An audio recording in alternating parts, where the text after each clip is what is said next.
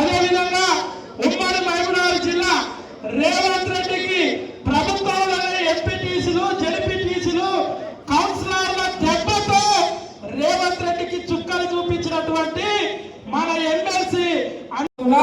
దయచేసి ఎవరైతే మాట్లాడతారో 2 నిమిషాలు ప్లీజ్ సమయాన్ని ఉద్దేశించి మాట్లాడాల్సిందిగా కోరుతున్నాం. జై తెలంగాణ అన్న అందరికి ఒకసారి చేతుల్లో కాళ్ళు మొక్క ఒకసారి అందరి చేతులు లేపండి. జై తెలంగాణ, జై తెలంగాణ. కేసీఆర్ గారు నాయకత్వం, కేసీఆర్ గారు నాయకత్వం చేస్తారు. కానీ ఎస్ఐఆర్లో ఏంటంటే ఆ ఆఫీసర్లే మన ఇంటికాడికి వస్తారు.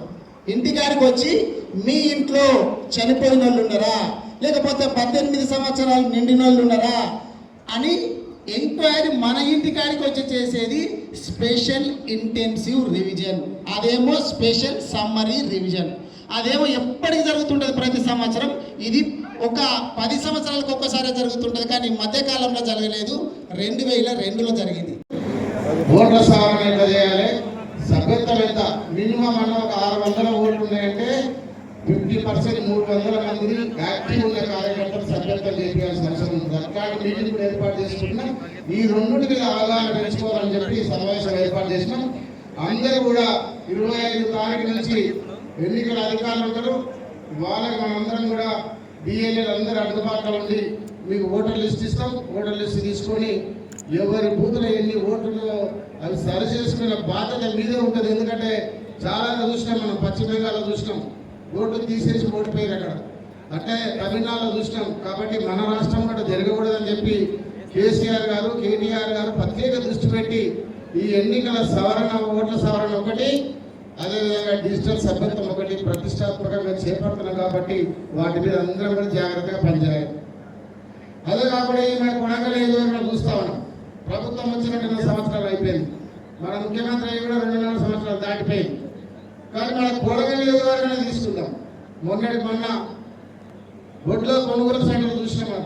గతంలో మనం ఎంత బ్రహ్మాండంగా కొట్టుకొని దగ్గరుండి సంచులు ఇప్పించి, లారీలు తెప్పించి, ఒడ్లు ఇప్పించడం, రైతుల డబ్బులు అకౌంట్లు వేసినాం. కానీ మొన్న చూస్తే ఎంత ఇబ్బంది పెట్టి రైతులను కొనుగోలు సెంటర్లు లేవు. గండి బ్యాగులకు 50 రూపాయలు తీసుకొని సంచులు ఇచ్చారు.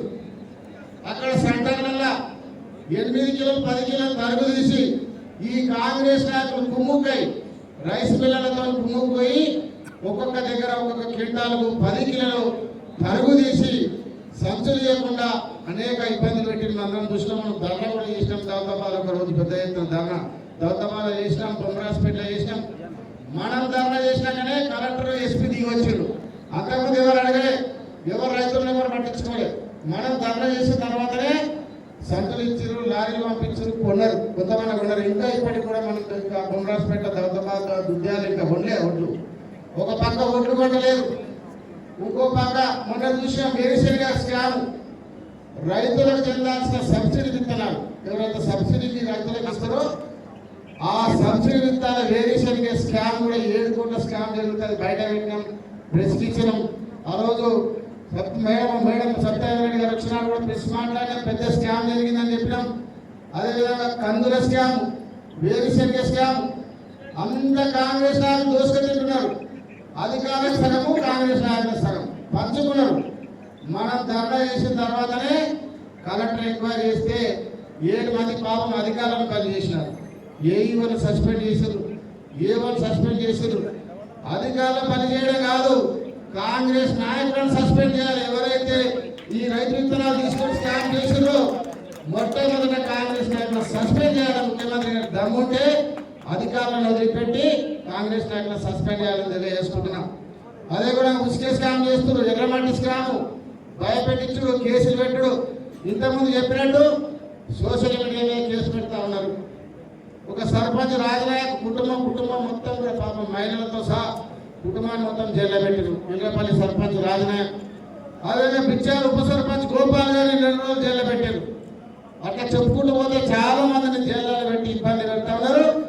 నేను ముఖ్యమంత్రి గారిని హెచ్చరిస్తా ఉన్నాం, మీరు ఎన్ని కేసులు పెట్టినా ఎవరికి భయపడేది లేదు. రేపు ప్రభుత్వం వచ్చినాక పోలీసు అధికారులు ఎవరైతే విర్రవీగుతున్నారో వాళ్ళ పేరు రాసి పెట్టుకొని తప్పకుండా వాళ్ళని పనిష్మెంట్ చేస్తామని మీ అందరూ కూడా తెలియజేసుకుంటున్నాం. కానీ ఎవరు భయపడకండి, కేసులైనా ముఖ్యమంత్రి గారిని భయపడదు. ఇంతమంది నరేష్ చెప్పినట్టు కాంగ్రెస్ నాయకులందరూ పిలుచుకొని మీటింగ్ పెట్టింది ముఖ్యమంత్రి గారు. మండలానికి 20 మందిని పిలుచుకొని ఒక రోజు మొత్తం కొడంగల్ మీద మీటింగ్ పెట్టి మీరు స్కామ్ చేస్తున్నారు, గుస్కెదంతా చేస్తున్నారు, ఒడ్ల సెక్రటరీకి పోతలేరు, పార్టీ మైనస్ అయిందని చెప్పే పరిస్థితి వచ్చిందంటే మనందరం కూడా గట్టిగా కొట్లాడుతున్నాం కాబట్టి, కార్యకర్తల నాయకులం కాబట్టి ఆ మీటింగ్ పెట్టిన ముఖ్యమంత్రి గారిని మీ అందరూ తెలియజేస్తున్నాను. కాబట్టి ఎవరు భయపడకండి, మీరు ధైర్యంగా ఉండండి, ముఖ్యమంత్రి ఉన్నారని భయపడకండి. తప్పకుండా ఇంకా 2 సంవత్సరాలు, 1 సంవత్సరం అయితే ఇక కాంగ్రెస్ పార్టీ నడవది అయిపోయింది. ఇక రాష్ట్రీయ మొత్తం ఎన్నికలు ఉంటాయి కాబట్టి ఇంకొక సంవత్సరం మనం కష్టాలు ఉంటాయి కాబట్టి మేము అందరం కూడా ధైర్యంగా ఉందాం, పనిచేద్దాం. కేసీఆర్ భయపడకుండా ఈ రోజు మనం కొడంగల్లో మీరందరూ కూడా కొట్లాడుతున్నారు కాబట్టి మీ అందరూ కూడా అన్ని కొట్లాడి మనందరం కూడా కేసీఆర్ గారు ముఖ్యమంత్రి అయ్యే వరకు పోరాటం చేద్దామని చెప్పి మీ అందరూ కూడా తెలియజేసుకుంటూ ఇంత పెద్ద ఎత్తున హాజరైన పత్రికలకి పేరు పేరున ధన్యవాదాలు చేసి సెలవు తీసుకుంటున్నాను. జై తెలంగాణ, జై కేసీఆర్. Thank you.